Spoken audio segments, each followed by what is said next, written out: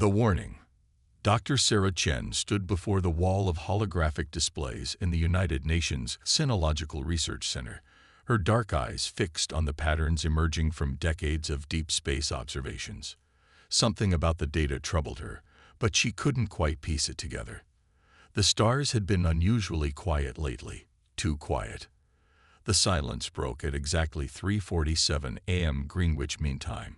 Every communications device on Earth activated simultaneously. Phones, computers, even old transistor radios crackled to life with the same message, transmitted in perfect local dialects. To the developing civilization of Sol 3. The collective has deemed your species worthy of evaluation. Prepare to receive our representatives. Sarah's coffee mug slipped from her fingers, shattering on the laboratory floor. The message continued, its tone measured and precise. Resistance is inadvisable. The collective has guided thousands of species to enlightenment. Those who accept our guidance prosper. Those who reject it do not persist. Within hours, the UN Security Council convened an emergency session.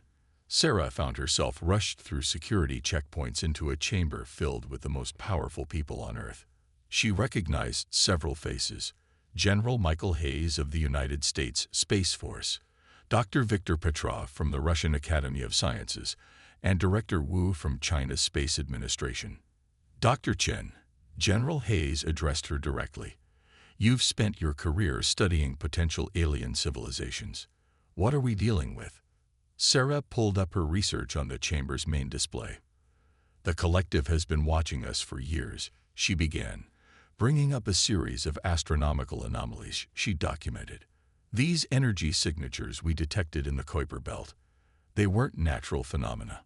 They were surveillance posts. The room fell silent as she continued. But here's what concerns me most. She displayed a chart showing radiation patterns from distant star systems. I've identified 27 civilizations that suddenly went silent over the past century. Each silence was preceded by similar energy signatures to what we're detecting now. Director Wu leaned forward. Are you suggesting this collective is responsible? I believe they're systematic colonizers, Sarah replied. They don't just contact species, they absorb them. And based on the patterns I'm seeing, they give each civilization the same choice: join or disappear. General Hayes stood, his weathered face grim. Then we need to prepare for both possibilities. How long do we have? As if in answer, the alien transmission resumed. You have one standard solar rotation of your world to prepare for evaluation. Choose wisely. The next 24 hours transformed human civilization. Ancient rivalries were set aside as nations unified under the hastily formed Earth Defense Coalition. Military commands integrated. Scientists shared their most classified research, and governments opened their secret bunkers and weapons programs to global scrutiny. Sarah found herself working alongside Dr. Petrov in a secured facility beneath the Swiss Alps. They were analyzing the few scraps of data they had about collective technology when she noticed something peculiar in their transmission patterns. Victor, look at this, she called him over. The collective's messages, they're not just communications. They're scanning us with every transmission. But their scanning technology has a peculiar limitation. She pointed to a fluctuation in the energy readings. They can only detect what they expect to find. Petrov's eyes widened as he grasped the implications. So if we show them primitive defenses, they won't look deeper. Sarah finished. They'll see exactly what they expect. A young civilization scrambling to mount a basic defense. The discovery sparked Project Prometheus, humanity's greatest deception. While the world openly constructed conventional defensive installations, missile silos, radar arrays, and orbital platforms, the real work happened in secret. Underground facilities housed quantum computing centers developing unprecedented defensive technologies. Abandoned mines became manufacturing centers for weapons that defied conventional physics. Sarah worked tirelessly with a global team of scientists, pushing the boundaries of human knowledge. They weren't just preparing defenses, they were laying a trap. The collective expected to find a primitive species ready for harvesting. Instead, they would find humanity at its most dangerous, backed into a corner, but armed with the element of surprise. As the deadline approached, Sarah stood with General Hayes in the EDC's primary command center, watching the final preparations. "Do you think we can really fool them?" she asked. Hayes smiled grimly. "Doctor, humanity has spent its entire history being underestimated. By nature, by each other, and now by aliens. It's always been our greatest advantage." He turned to face the giant display showing Earth's apparent defensive preparations, a carefully orchestrated show of primitive technology and predictable strategies. "Let them think us simple. Let them think us weak. And when they learn the truth," Sarah asked, "then they'll learn why humanity has survived every challenge it's ever faced." Hayes replied, "Because we never play fair, we never give up, and we always have one more trick up our sleeve." The final hours ticked away as humanity waited, its true strength hidden beneath a veneer of apparent vulnerability. The collective would arrive expecting to find an easy conquest. Instead, they would learn a lesson that countless others throughout human history had learned too late. Never corner a species that turns survival into an art form. As the deadline approached 0 hour, Sarah looked at the seemingly primitive defenses humanity had arranged for their visitors to see. Behind that facade waited humanity's real response to the collective's ultimatum, a response that would remind the galaxy why you should never judge a species by its apparent level of technology. The warning had been delivered.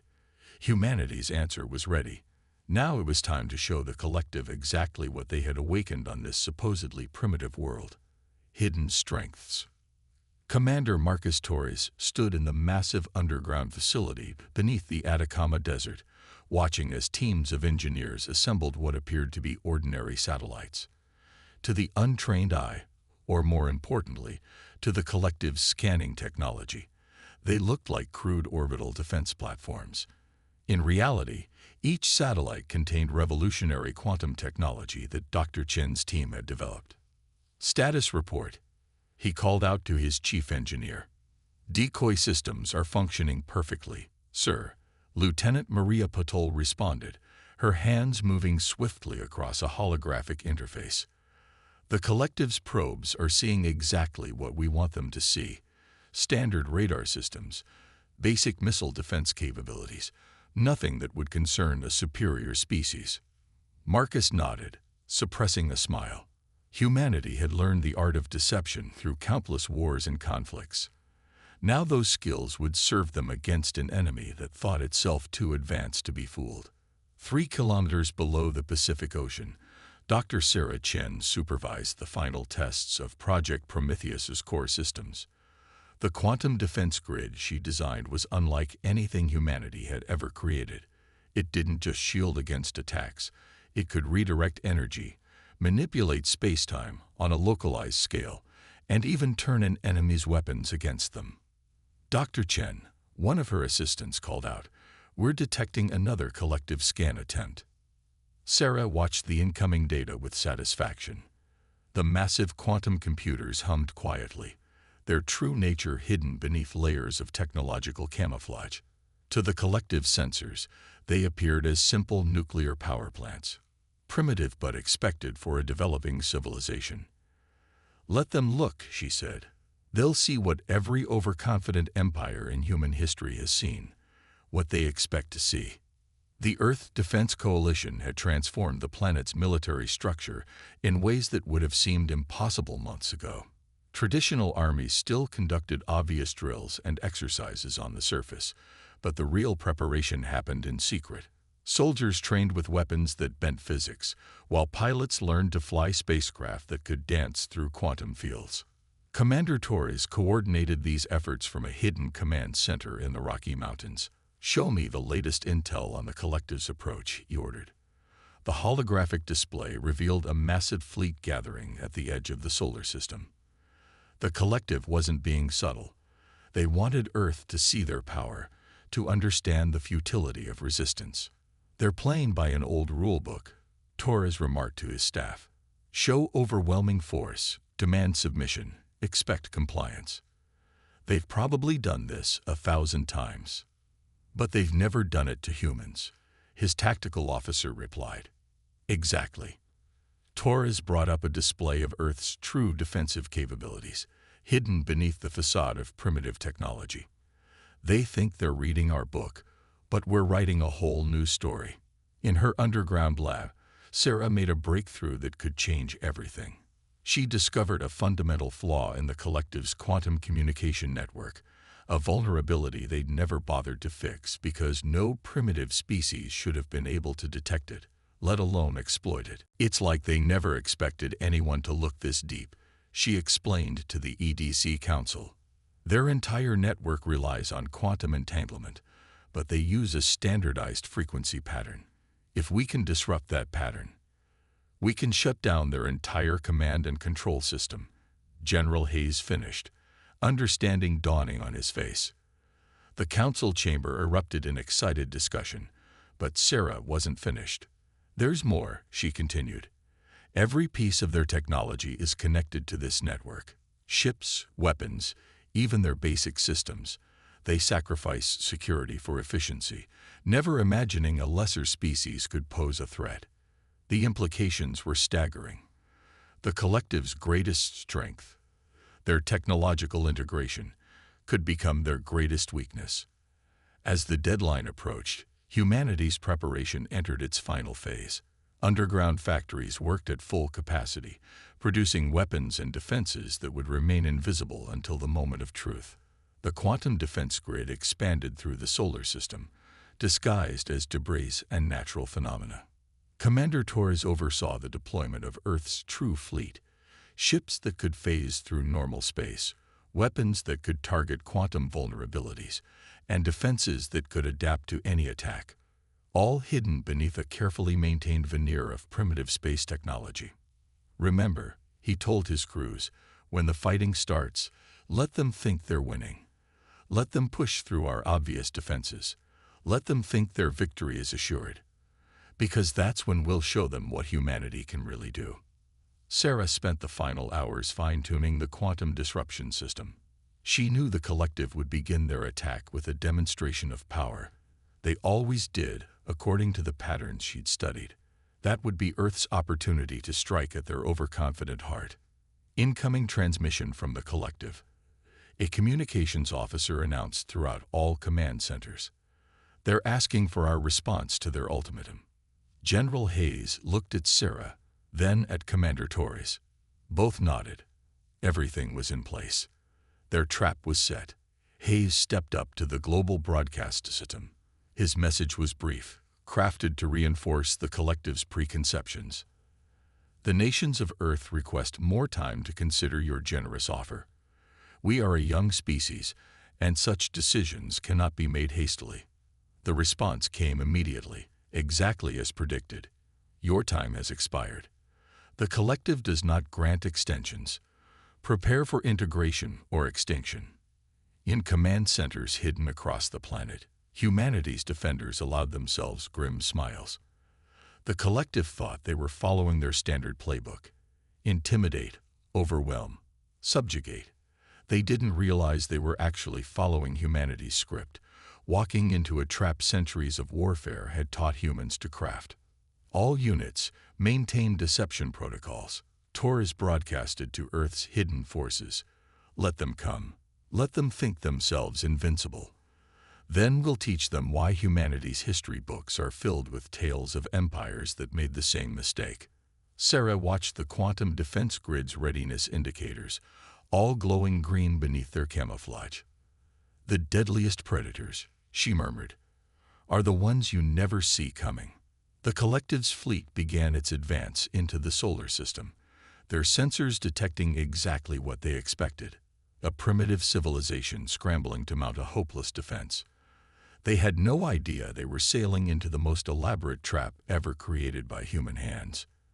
The deception. The collective's fleet emerged from hyperspace in a dazzling display of power, their massive ships casting long shadows across the lunar surface. 3,000 vessels strong, each one larger than Earth's largest aircraft carrier.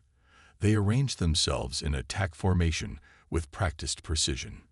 Their arrival was meant to inspire awe and terror, and on the surface, it appeared to succeed. Earth's visible defenses responded exactly as the collective expected.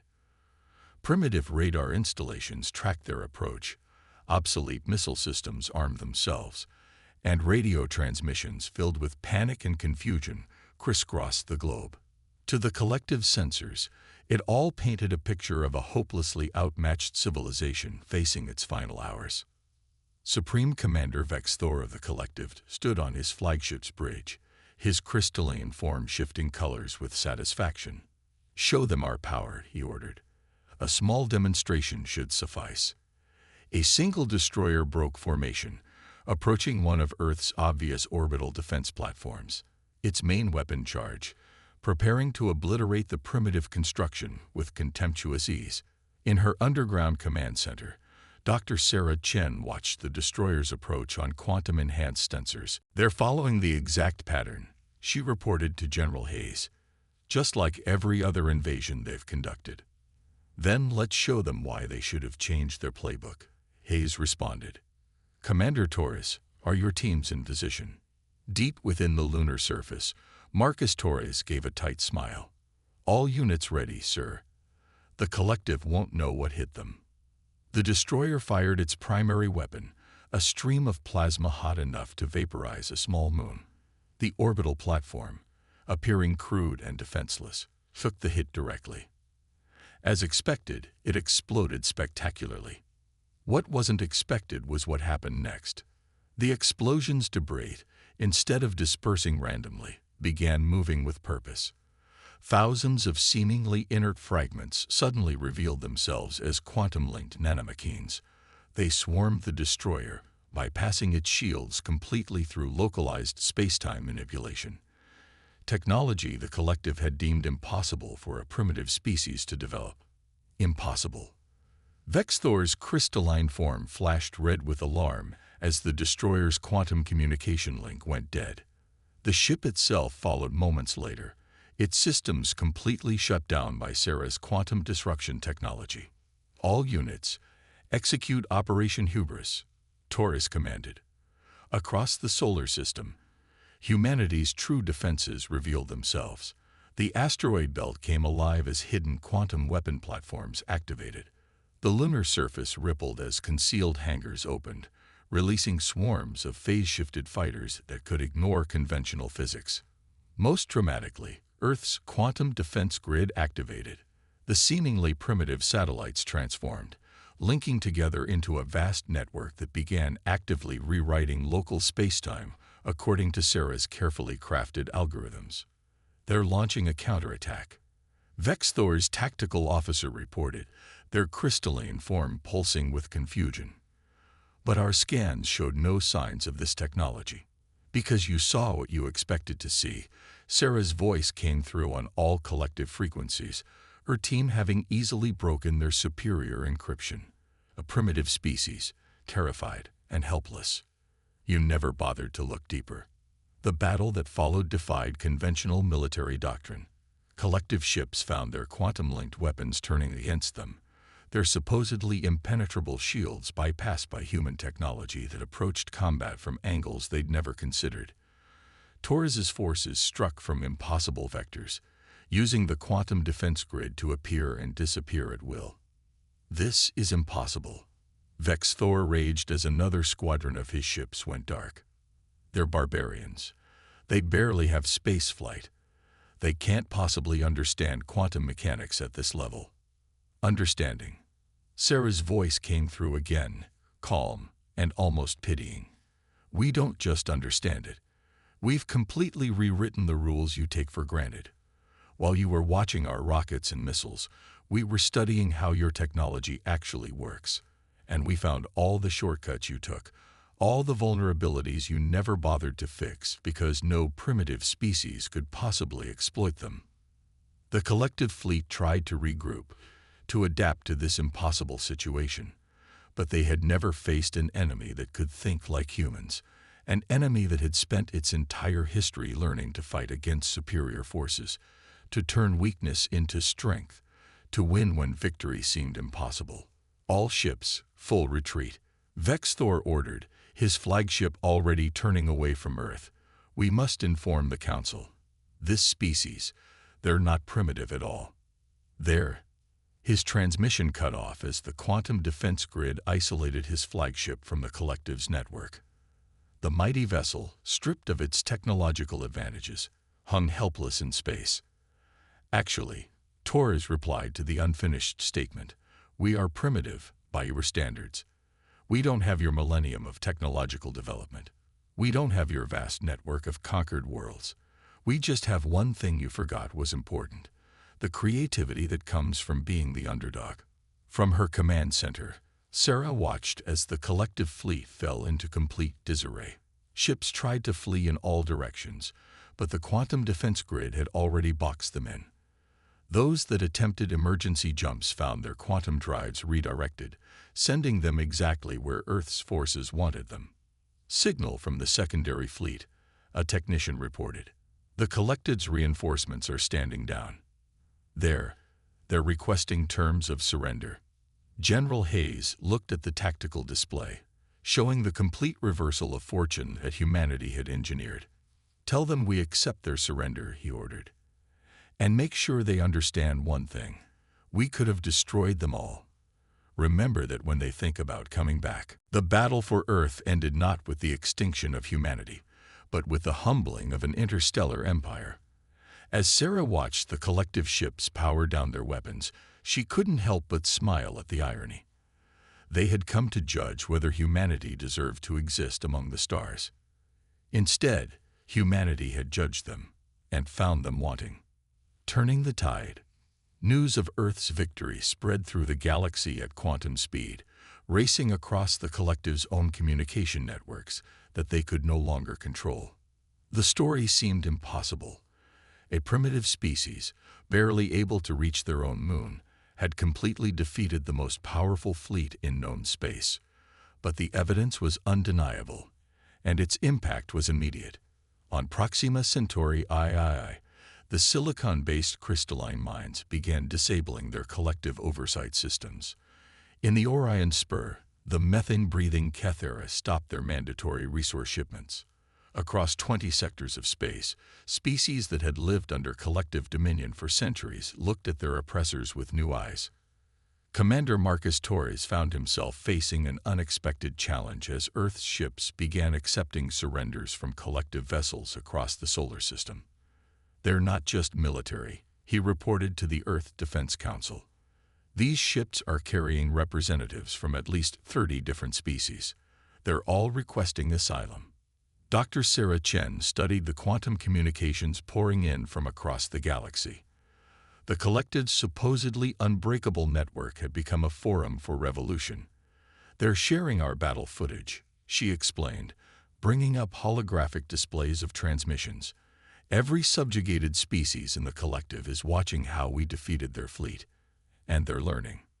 General Hayes nodded grimly. "The collective didn't just lose a battle," he said. "They lost their aura of invincibility." "Show me the strategic overview."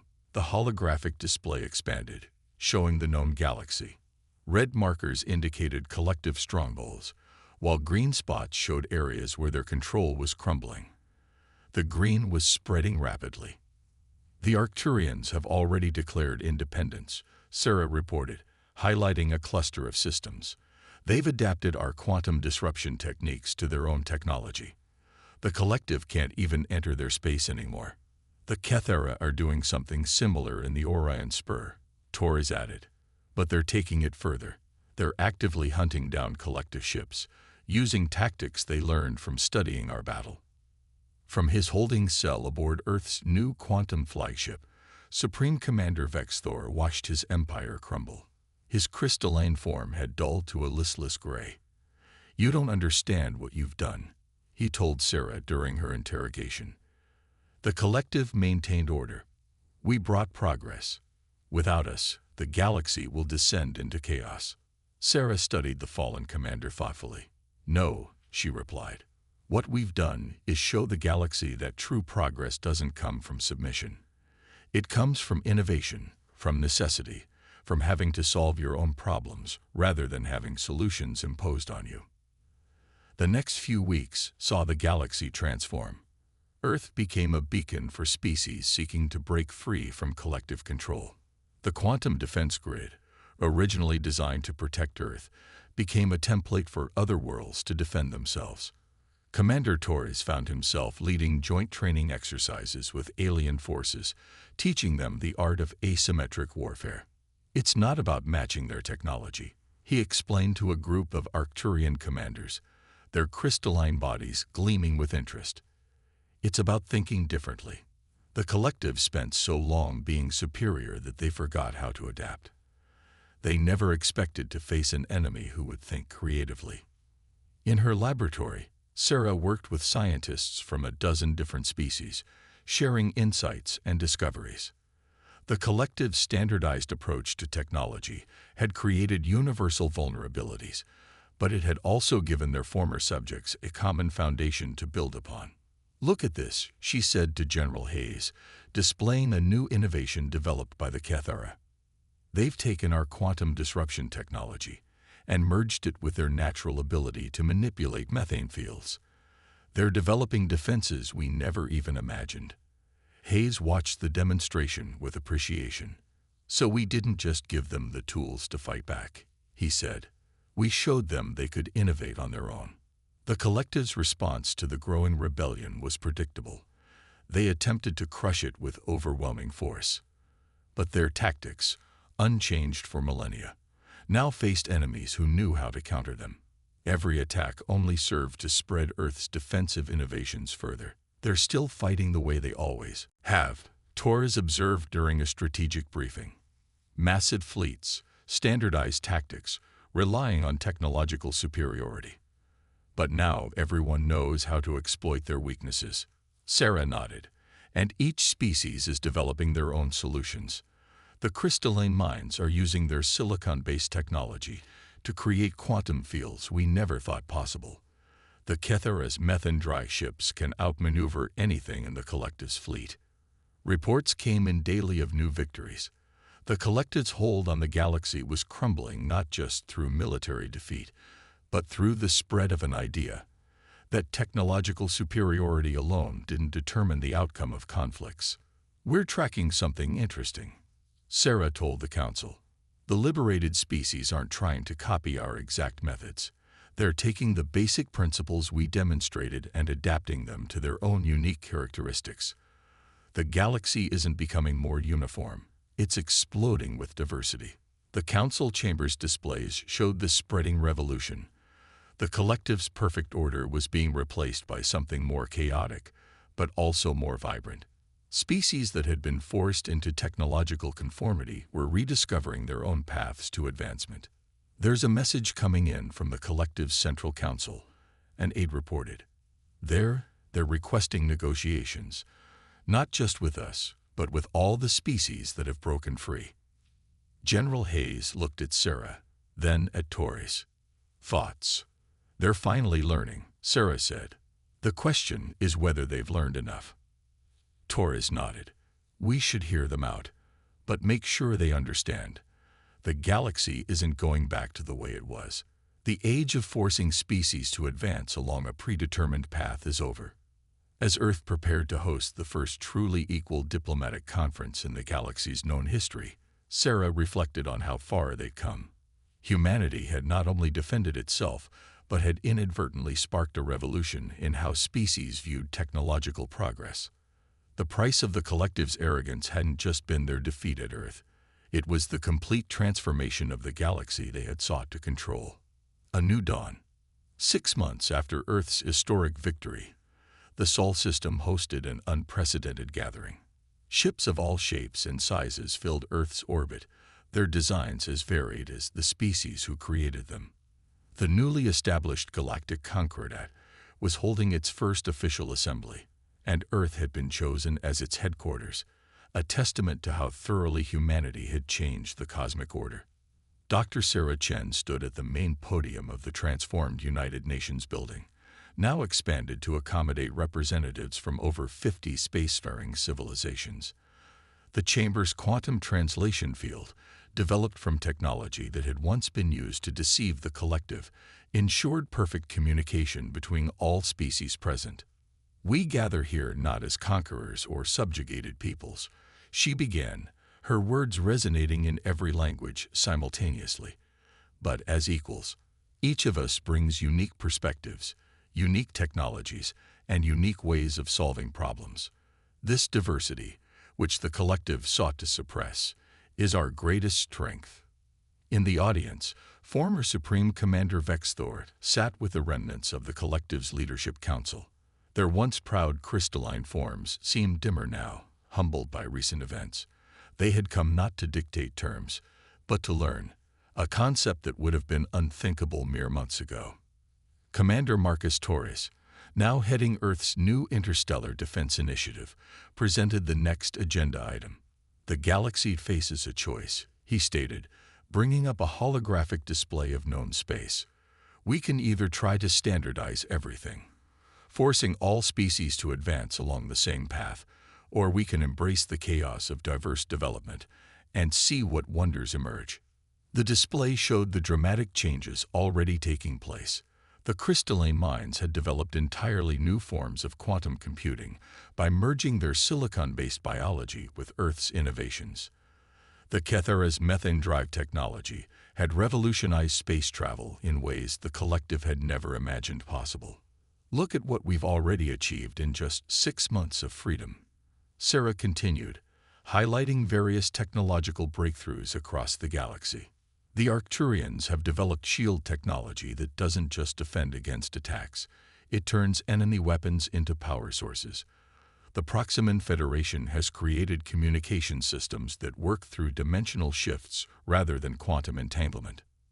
General Hayes, representing Earth's military interests, addressed the security concerns that many species had raised. "We're not suggesting complete abandon of standards," he explained, "but rather than forcing everyone to use the same solutions, we're proposing a framework where different approaches can coexist and complement each other." The evidence of this new philosophy's success was impossible to ignore. Worlds that had stagnated under collective rule were experiencing unprecedented technological growth. Species that had been deemed primitive were contributing innovations that transformed entire fields of science. The collective's fundamental mistake, Sarah explained to the assembly, wasn't their desire for progress. It was their assumption that progress could only follow one path, their path. They forgot that the greatest discoveries often come from unexpected directions. Vexthor, granted permission to speak, rose slowly. His crystalline form flickered with colors that the quantum translators interpreted as a mix of shame and revelation. "We thought we were bringing order to chaos," he admitted, "but we were actually suppressing the very forces that drive true advancement. We became so convinced of our superiority that we stopped looking for other possibilities." The assembly spent the next week establishing new protocols for galactic cooperation. Instead of the collective's rigid hierarchy, they created a flexible network of alliances and partnerships. Species were free to develop along their own paths while sharing discoveries that could benefit others. "Think of it as a garden," Sarah proposed, using an analogy that resonated across cultural barriers. The collective tried to make every plant grow the same way. We're letting each species grow according to its nature, while ensuring all can thrive together. Commander Torres oversaw the establishment of a mutual defense network that incorporated the unique military capabilities of each species. "No more one-size-fits-all strategies," he declared.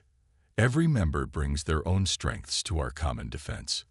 The Kethera demonstrated their new hybrid drives, combining human quantum technology with their methane manipulation abilities. The crystalline minds shared developments in computing that merged multiple approaches to information processing. Each presentation showed how diversity of thought and method led to stronger solutions than any single approach could provide. As the assembly drew to a close, Sarah found herself in the UN building's garden, speaking with representatives from various species. The collective's former subjects were no longer seeking someone to tell them how to advance. They were eagerly exploring their own paths forward. "It's beautiful, isn't it?" General Hayes said, joining her. every species adding their own colors to the galaxy's canvas.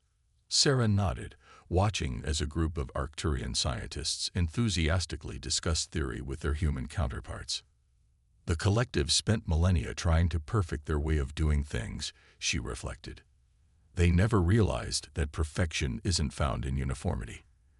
It's found in the harmony of differences. The final act of the assembly was to establish the Galactic Exchange, a network for sharing innovations while respecting each species' unique development path. Earth, as the catalyst for this new era, would host the exchange's main hub. We defend the right of all species to find our own way forward, Sarah declared in her closing speech. But more than that, we celebrate the incredible achievements that become possible when different paths converge and combine in new ways. As the assembled representatives prepared to return to their worlds, each carrying seeds of new possibilities, the galaxy stood on the brink of an unprecedented age of discovery and growth. The price of the collective's arrogance had been the end of their empire, but the reward was a future brighter than any single species could have created alone. Humanity, the upstart primitive species that had dared to think differently, had not just won its freedom. It had shown the galaxy a better way forward, not through uniformity and control, but through diversity and cooperation. The age of the collective was over. The age of infinite possibilities had begun.